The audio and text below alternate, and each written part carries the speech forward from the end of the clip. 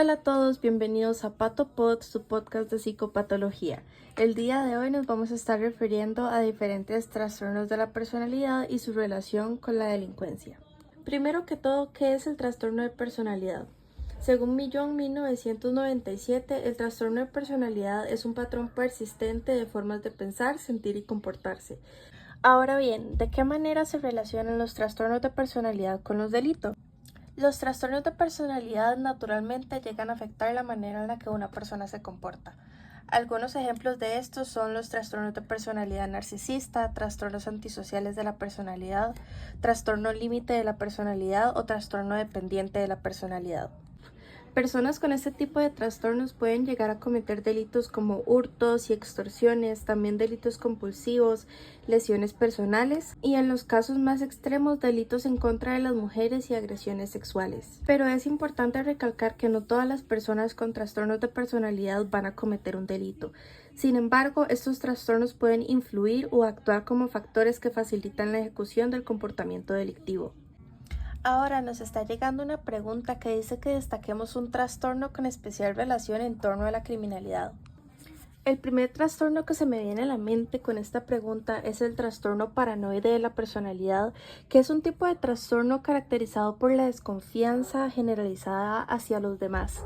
Este tipo de trastorno se suele empezar a notar en la adultez temprana y llega a afectar la vida social, laboral, incluso familiar de las personas. Debido a su manera de pensar rígida y desconfiada, una persona con trastorno paranoide puede creer firmemente que alguien lo está atacando o traicionando.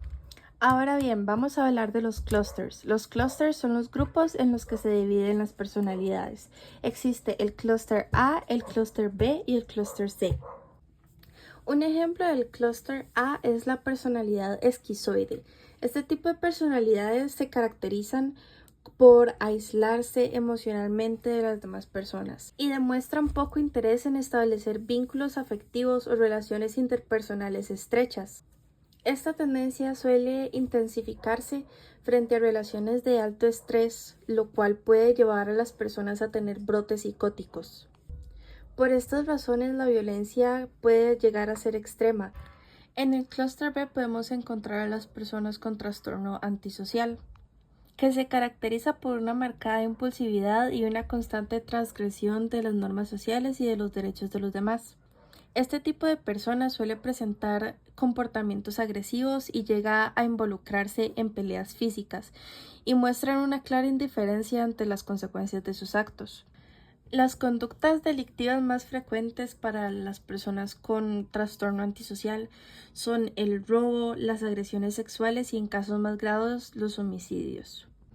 Por último, en el clúster C se encuentra el trastorno obsesivo compulsivo.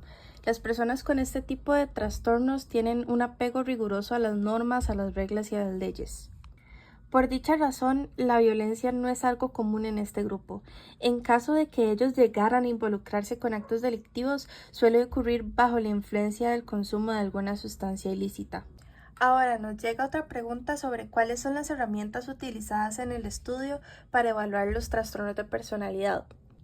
Existen dos herramientas, el examen internacional de los trastornos de personalidad y la entrevista clínica estructurada para los trastornos de la personalidad del eje 2 del DSM-IV. El examen internacional de los trastornos de la personalidad consta con 77 ítems que componen 6 encabezamientos. Entre más alta sea la puntuación de estos, mejor se acerca a las dimensiones del trastorno de personalidad. Y este examen tiene un 85% de fiabilidad. Por otro lado, la entrevista clínica incluye los 10 diagnósticos del DSM-IV y también los TP depresivo, pasivo-agresivos y no especificados.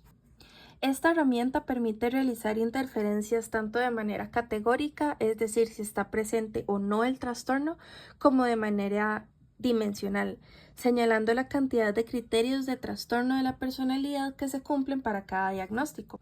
Por otro lado, nos preguntan cuál sería la importancia de un diagnóstico adecuado de la personalidad asociada al delito, tanto en contextos penitenciarios como en la población en general. En contextos penitenciarios, un buen diagnóstico ayuda a entender mejor a la persona, cómo piensa y por qué reaccionó de esa manera, y también nos lleva a buscar oportunidades de mejora. Esto lleva a evitar conflictos en el centro penitenciario, ofrecer apoyo psicológico y ayudar a que esta persona no vuelva a cometer un delito. Un diagnóstico temprano puede llevar a la persona a obtener las herramientas necesarias para vivir con ese diagnóstico día a día. Ahora voy a hablar un poco sobre la neurocriminología. La neurocriminología es una rama que intenta entender qué pasa por el cerebro de una persona cuando comete un acto delictivo. Lo que busca es explicar por qué alguien actúa de manera violenta o delictivo y cómo se puede intervenir a tiempo para evitarlo. Una de sus ideas más importantes es que la mente humana puede cambiar en cualquier momento. Es decir, nuestros pensamientos, emociones y comportamientos pueden ser modificados en cualquier momento si entendemos bien cómo funciona nuestro cerebro. Por último, quiero hablar sobre cómo la psicología cognitiva y la neurocriminología ofrecen nuevas perspectivas para transformar la conducta delictiva a través de la educación. Tanto la psicología cognitiva como la neurocriminología han sido muy valiosas para entender cómo funciona el pensamiento humano. En el ámbito judicial, los especialistas en psicopatología utilizan estos conocimientos para analizar casos en los que hay trastornos mentales involucrados.